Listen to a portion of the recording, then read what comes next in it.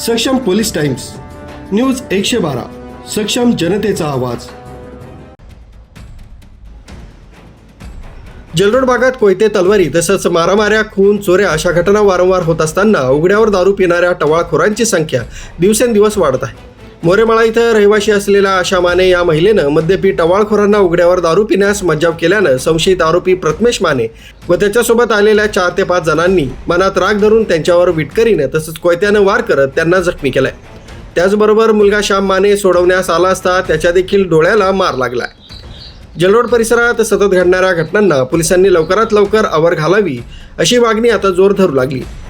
हाच का तो कायद्याचा बालेकिल्ला, हाच का तो पोलिसांचा धाक, अशी नागरिकांमध्ये उलटसुलट चर्चा होत असून परिसरात भीतीचं वातावरण पसरलंय। पोलिसांनी या ठिकाणी अधिकची गस्त वाढवून गुन्हेगारी कमी करावी अशी मागणी नागरिकांकडून केली जाते। या प्रकरणी नाशिक पोलीस ठाण्यात तक्रार दाखल करण्यात आली असून पुढील तपास पोलीस करीत आहेत। आशा किसन माने, मी भाजीपाल्याला जात होते, ते असे काही बोलत होते, तर माझा मुलगा म्हणला इथं दारू प्या जाऊ नका तुम्ही, असं सांगितलं समजून त्यांना। मग मोरेमाळ्यात तर ते त्यांना 10 दिवसाचा राग ठेवला आणि काल रात्री पाऊस होता, कोणी नव्हता, त्याला पाठीमागून येऊन चापण मारली। मग मी विचारायला गेले का बरं माझ्या मुलाला चापण मारलीस, तर मग इटकर फेकून मारली मग परत माझ्या मुलाला।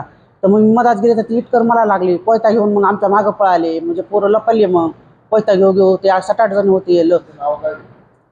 प्रथमेश मोरे, संतोष प्रथमेश मोरे आणि एक भैया म्हणून आहे, ते 4-5 जण होते।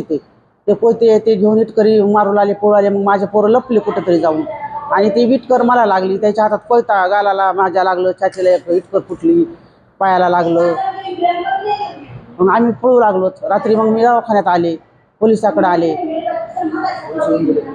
हां, पोलिस येऊन गेले। मग हां जबाब घेतला, पण त्यांना काय अजून पोलिस आहे ना काय त्यांना काय केलेलं नाही, काय ना ते घरीच येतं, खिडक्यावर पार दगड मारायचे, काच हे करायचे।